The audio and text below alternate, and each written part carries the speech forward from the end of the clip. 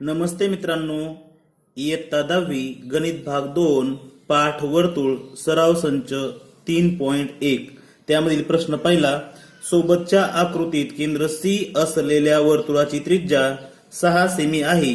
रेषा A B या वर्तुळाला बिंदू ए मध्ये स्पर्श करते. या माहितीवरून खालील प्रश्नांची उत्तरे द्या.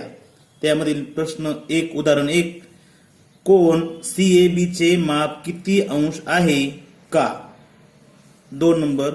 बिंदू सी हा रेषा एबी पासून किती अंतरावर आहे का? तिसरा. जर distance of point A to B is equal to 6 सेमी तर distance of point B to C काढा.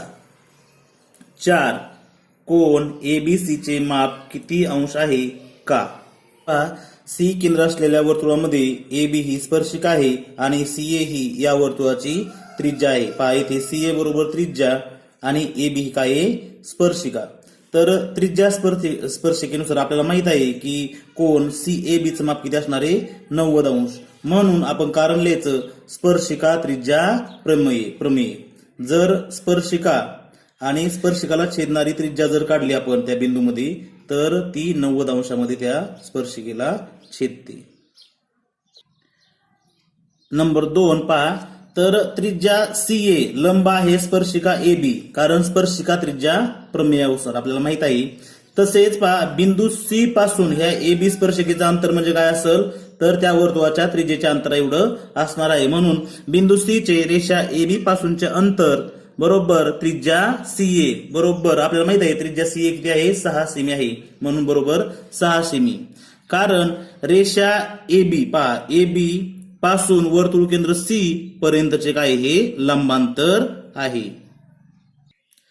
3 पहा येथे त्रिज्या सीए आपल्याला 6 सेमी आहे.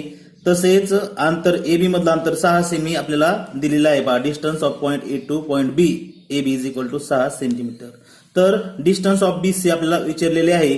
तर पहा जर आपण सी ए बी या त्रिकोणाकडे पाहिलं तर हा ए कोण काय आहे? काटकोन आहे. म्हणून हा काटकोन त्रिकोण होईल. म्हणून आपण पायथागोरसच्या प्रमेयानुसार सी बी चा वर्ग बरोबर सी ए चा वर्ग अधिक ए बी चा वर्ग अशा प्रकारे आपण लिहू शकतो. म्हणून काटकोन त्रिकोण सी ए बी मध्ये पहा पायथागोरसच्या प्रमेयानुसार काय बीसी चा वर्ग पहा बीसी चा वर्ग म्हणजे कर्णाचा वर्ग बरोबर सीए चा वर्ग अधिक ए बी चा वर्ग बरोबर 6 चा वर्ग अधिक 6 चा वर्ग बरोबर पहा बीसी चा वर्ग बरोबर 36 6 चा वर्ग 36 अधिक 6 चा वर्ग 36 बरोबर 72. मग पहा वर्गमुळे घेऊ. जर आपण दोन्ही बाजूचे वर्गमूळ घेतले तर काय होईल? बीसी बरोबर वर्गमुळात 72 बरोबर. तर पूर्ण वर्ग संख्येने आपण भागू 72 ला तर 36 ने जातो म्हणजे 36 दुणे 72 म्हणजे 36 दुणे 72 या फोड केली आपण तर बरोबर 36 चं वर्गमूळ 6 वर्गमुळात 2 6 वर्गमुळात 2. म्हणून आपण लिहू शकतो बीसी बरोबर distance of B to point C is equal to 6 वर्गमुळात 2 म्हणजे 6 वर्गमुळात 2 सेमी. हे काय झालं? त्याचं अंतर आलं. पहा त्रिकोण सी ए बी काटकोन त्रिकोण बीएसी किंवा सीएबी मध्ये पहा तर ह्या सीए आणि एबी ह्या दोन्ही पण बाजू कशा आहेत? सारख्या आहेत. 6 सेंटीमीटरच्या आहेत. Angle CAB is equal to 90 अंश.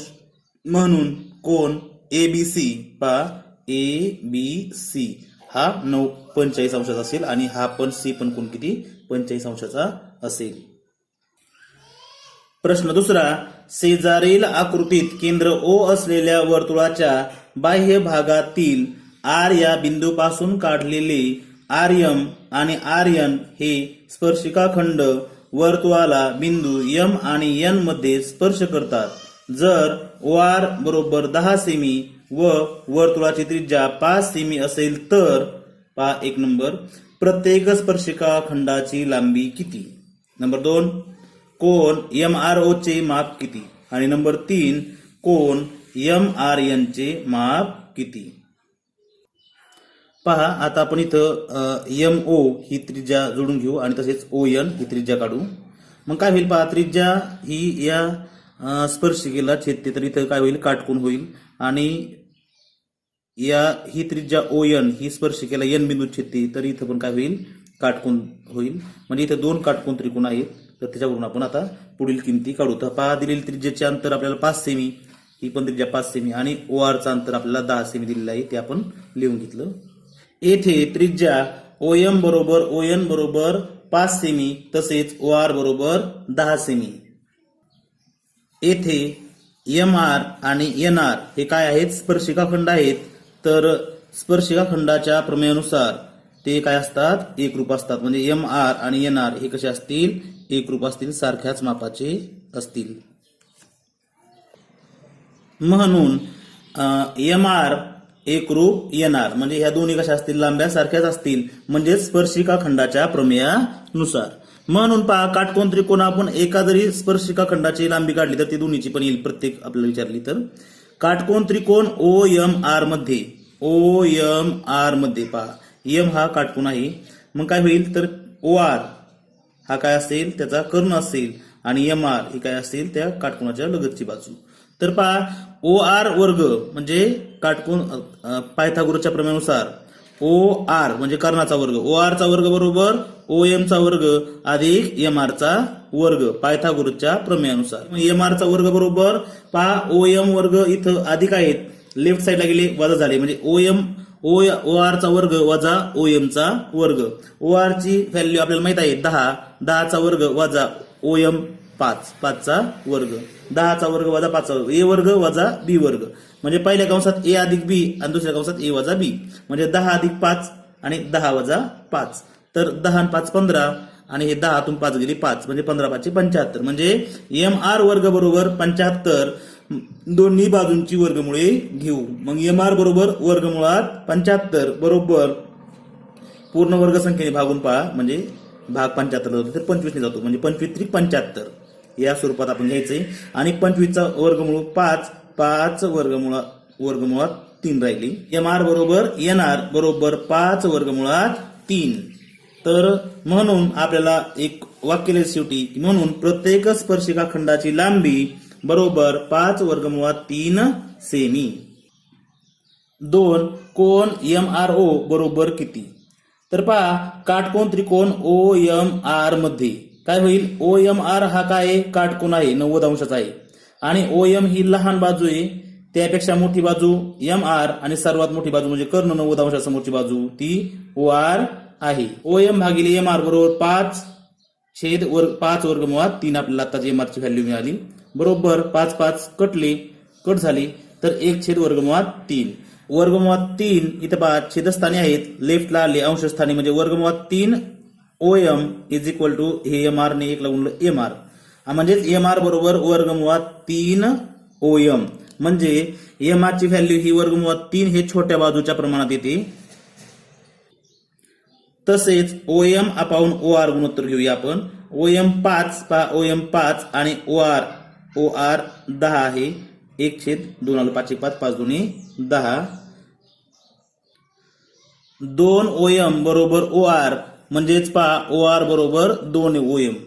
जर पहा हा OR हा कर्ण आहे, OR हा काय कर्ण आहे आणि तो 2 वेळा छोट्या बाजूच्या प्रमाणात येतो, म्हणजेच हा जो R कोण आहे हा MRO हा किती 30 अंशाचा असेल आणि हा MOR हा 60 अंशाचा असेल. कारण पहा तर OM च्या वर्गमुळात 3 पट ही त्याच्या लगतची बाजू आणि त्याच्या दुप्पट हा त्याचा कर्ण आहे. म्हणून पहा 30 60 90 मापाच्या त्रिकोणाच्या गुणधर्मानुसार माप कोन MOR बरोबर 60 अंश व कोन MRO बरोबर 30 अंश. 3 नंबर कोन MRN बरोबर किती. तर पहा त्रिकोण MOR व त्रिकोण NOR मध्ये MRO किती अंशाचा असेल 30 अंशाचा अगोदर आपण काढले आणि NRO हा पण किती 30 अंशाचा. म्हणजे ह्या दोन कोणाची जर आपण बेरीज केली तर कोन R हा पूर्ण येईल. म्हणजेच पाहिजे 30 60 90 चा गुणधर्म. म्हणून कोन MRN बरोबर कोन MRO प्लस कोन NRO, म्हणजे या दोन कोणांची काय होईल बेरीज होईल, म्हणजे 30 अंश अधिक 30 अंश बरोबर 60 अंश. म्हणून कोन MRN बरोबर 60 अंश. प्रश्न तिसरा, रेख आर्यम आणि रेख आर्यन हे केंद्र ओ असलेल्या वर्तुळाचे स्पर्शिका खंड आहेत, तर रेख ओ आर हा कोन एमआरएन आणि कोन एमओएन या दोन्ही कोनांचा दुभाजक आहे हे सिद्ध करा. पक्षामध्ये दिलेली माहिती लिहायची पहा. पक्ष, रेख आर्यम आणि रेख आर्यन हे केंद्र ओ असलेल्या वर्तुळाचे स्पर्शिका खंड आहेत आणि साध्यामध्ये जे आपल्याला सिद्ध करायचे ती माहिती घ्यायची. साध्य बरोबर रेख आरओ हा कोन एमआरएन व कोन एमओएन या दोन्ही कोनांचा दुभाजक आहे. सिद्धता, त्रिकोण एमओआर आणि त्रिकोण एनओआर मध्ये. तर पहा, या दोन त्रिकोणांचा जर आपण विचार केला, हा एमओआर आणि एनओआर, तर पहा ओआर ही काही सामायिक बाजू आहे, तसेच ओएम आणि ओएन या काय आहेत, एकाच वर्तुळाच्या त्रिज्या आहेत, म्हणजे ते एकरूप असणार आहेत. तसेच पहा, कोन हा एम आणि हा कोन एन किती 90 अंशाचा आहे, आपल्याला तेच दाखवायचे. पहा, तर बाजू एमओ एकरूप बाजू एनओ, पहा बाजू एमओ एकरूप बाजू एनओ ह्या दोन त्रिकोणामध्ये, तर एकाच वर्तुळाच्या त्रिज्या. दुसरी गोष्ट पहा, बाजू ओ आर एकरूप बाजू ओ आर ही काय, त्या दोन्ही त्रिकोणामधील सामायिक बाजू आहे. तसेच पहा, कोन ओ एम आर बरोबर कोन ओ एन आर हा किती 90 अंशाचा आहे. त्याचं कारण आहे की स्पर्शिकेचे प्रमेय. त्रिकोण एम ओ आर एकरूप आहे त्रिकोण एन ओ आर. त्यामध्ये पहा, कर्ण कसा आहे, दोन्हीचा बी एकरूप आहे, सारखाच आहे, आणि त्याच्या बाजू पण एक बाजू कशी आहे, सारखी आहे, आणि एक 90 अंशाचा कोन आहे. तर त्याला कर्णभुजा कसोटीनुसार हे दोन त्रिकोण कसे आहेत, एकरूप आहेत. हे दोन त्रिकोण एकरूप असल्यामुळे पहा, हा आर कोन म्हणजेच एम आर ओ आणि एन आर ओ हे कसे असणार आहेत, तर संगत कोन पण सारख्याच मापाचे असणार आहेत. तसेच एम ओ आर आणि एन ओ आर म्हणजे हा कोन आणि हा कोन सारखे, आणि हा कोन आणि हा कोन सारखे, आणि हा तर ऑलरेडी 90 अंशाचा आहे, तो सारखाच आहे. तेच लिहायचं आपल्याला, कोन एम आर ओ बरोबर कोन एन आर ओ, कोमा कोन M R O M O R बरोबर कोन एन ओ आर. तर याला आपण एकरूप त्रिकोणाचे संगत कोन असं कारण लिहायचे.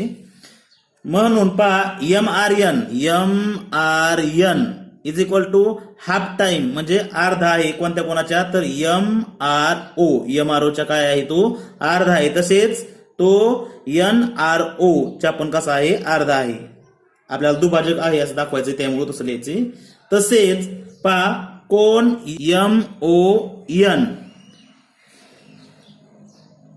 अर्धा आहे एम ओ आर च्या, तसेच एम ओ एन अर्धा आहे एन ओ आर च्या. पहा इथे लिहिलंय आपण, एम ओ एन बरोबर half times angle M O R is equal to half time angle N O R. O R रेषाखंड आहे, तो काय करतोय, या दोन्ही हा कोन दुभागत आहे, आणि हा पण कोन काय करत आहे, दोन भाग सारख्याच प्रमाणाच्या माप हे करत आहे, दुभागत आहे, हे सिद्ध होत आहे. म्हणून शेवटी लिहायचं आपल्याला, म्हणून रेख ओ आर हा कोन एम आर एन आणि कोन एम ओ एन या दोन्ही कोनांचा दुभाजक आहे. हे सिद्ध झाले.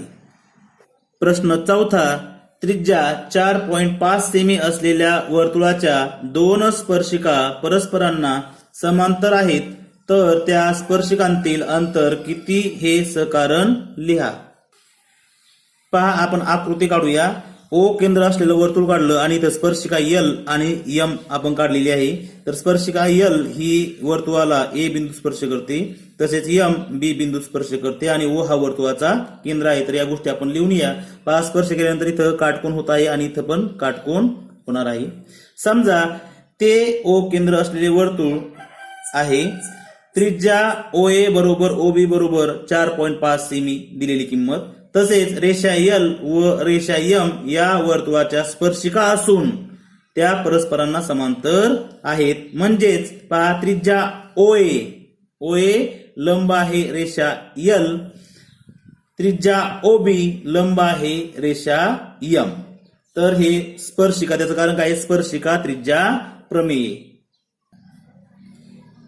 AB हा काय येईल, वर्तुळाचा व्यास असेल, मग त्याची लेंथ किती असेल, AO प्लस OB. मग पहा आपण AB बरोबर OA प्लस OB बरोबर 4.5 अधिक 4.5 बरोबर किती आलं, 9 सेमी. ही त्याच्या व्यासाची लांबी या वर्तुळाची आलेली आहे. तर AB हा वर्तुळाचा व्यास आहे. पहा स्पर्शिकांतील अंतर म्हणजे काय होईल, तर त्या वर्तुळाचा व्यास, वर्तुळाच्या व्यासाच्या अंतरा एवढं अंतर असणार आहे. म्हणून आपण लिहूया वर्तुळाचा व्यास AB बरोबर तो किती आला आहे, 9 सेमी अगोदर आला आहे. शेवटी एक ओळ लिहायची आपण, म्हणून त्या स्पर्शिकांतील अंतर बरोबर 9 सेमी. धन्यवाद.